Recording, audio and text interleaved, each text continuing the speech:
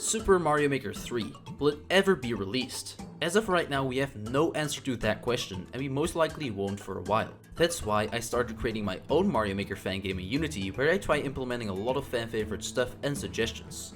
In this video, we will take a look at the progress I made since my last video on this game, and for now let's just call it Super Smashy Maker. Before we start, make sure to drop a like and subscribe if you haven't yet, since it helps me out a lot, and make sure to drop your suggestions in the comments below. Let's go! In one of my Mario Maker 3 wishlist videos, I said I wanted message blocks from Super Mario World to be added to the game. These display a helpful message for the player when hit, but could also be used for some storytelling, for example. So in SMB1, which is the prototype for my game, I used this sprite, which I think looks pretty good. Whenever Mario hits the block, a message pops out like this, which reads itself. The player can then choose to press A to skip the message so it's fully displayed immediately. After that, he can press the A button again, which will make the message disappear so he can continue. As you can see, the player can still move when a message pops up, but that won't be the case in the final game, so don't worry.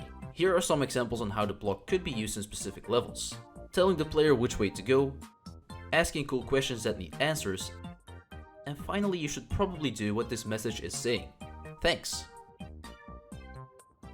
Another object I got suggested to add to the game are Giga Shells. These objects from New Super Mario Bros. Wii are literally very big and empty shells which Mario can enter. Let's quickly go over my process of building this item in game.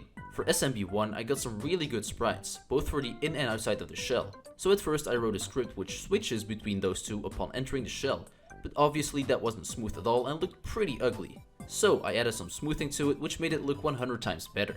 For this item I also had to add a customized collider to fit the shape of the shell. I had to make sure that Mario could stand on it and enter it from both sides. To have some more customization, I added two variants to this green Giga Shell. The red one is just a recolor of the green shell, and the other variant is a blue shell with spikes on top, which makes it more dangerous.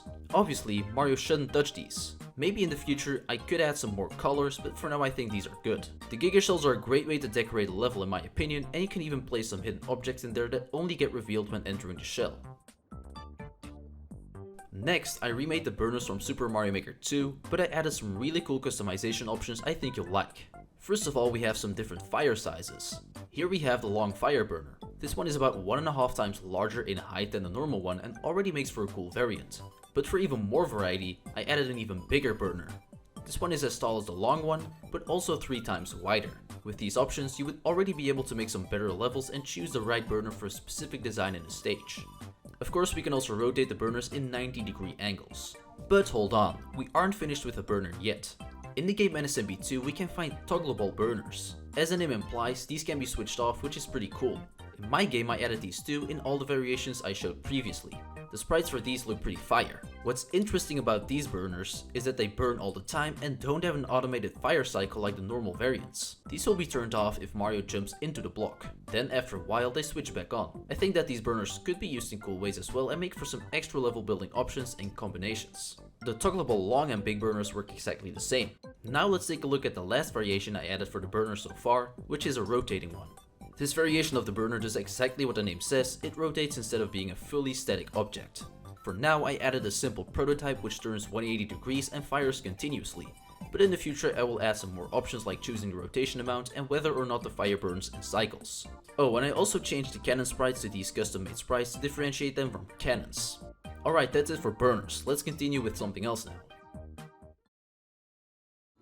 In my last video on Super Smashy Maker, I added falling fireballs. I also said that it would be cool to have actual meteors falling from the sky, so you guessed it, I added them to the game. Just like the fireballs, we have 2 different sizes for the meteors. Each size also has 2 different meteor sprites. I wrote some code that chooses randomly between these 2 sprites when they spawn in to have some in-game variation. For more variation, I also randomized the falling and turn speed of the meteors. As you can see, they also have a trail following them to make it look more dynamic.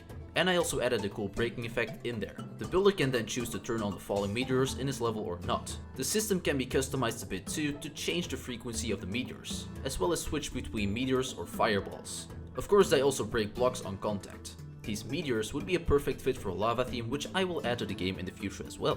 So if you want to see that, make sure to subscribe if you haven't yet.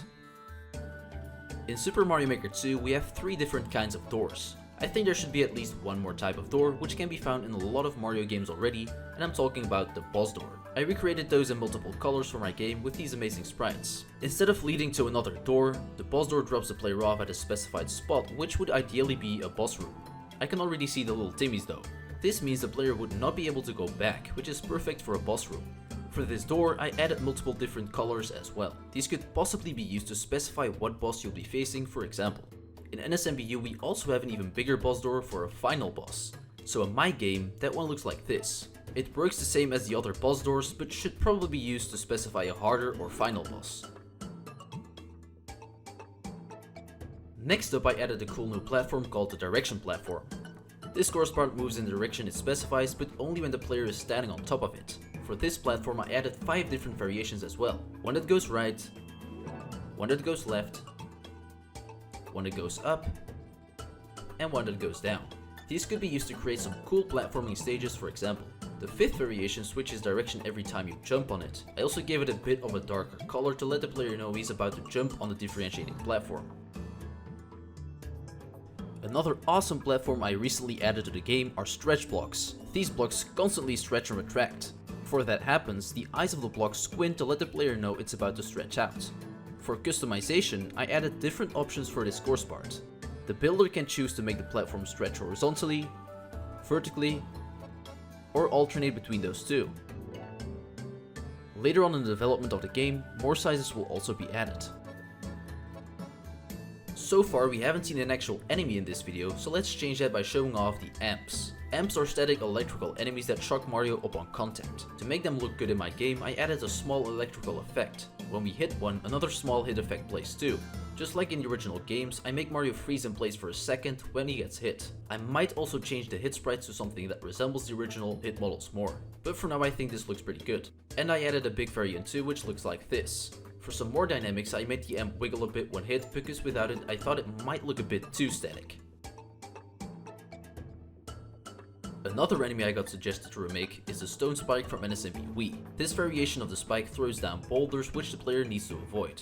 In my game, I got some really good sprites for both the spike and boulder. The spike then spawns in a boulder from time to time to drop it. Whenever it collides with the ground, it hops up a little bit and creates a small effect, just like in the original game. What do you think about this guy? Boos are pretty simple enemies, so I was able to quickly recreate them in my game. But did you know that these boos also have a cool variation called the boo block? This enemy was first seen in Super Mario World. It's a boo that turns into a block when the player looks at it. When he looks away, the block turns into a boo again. I thought this would also be a pretty cool enemy to put in the game. Next to that, I also recreated some other existing stuff like sauce, checkpoints, the angry sun, munchers, and piranha plants. Another object I also tried to recreate is a forward-facing Banzai build from the Super Mario 3D World game style, but I quickly realized that it's pretty much impossible to make it look good in 2D, so this will most likely not end up in the final game. There we go, that's most of the progress I made on the game since my last video. I will be making more update videos in the future, and for the next video I will be focusing on improving the game physics as well as adding actual themes and menus to the game to start making it playable. If you want to see the progress on the game, or want to help out with making sound effects, music or sprites, make sure to join my Discord server, which is linked in the description. You can also drop your own suggestions in the comments below. If you enjoyed the video, make sure to drop a like and subscribe. Thanks for watching, and I'll see you soon.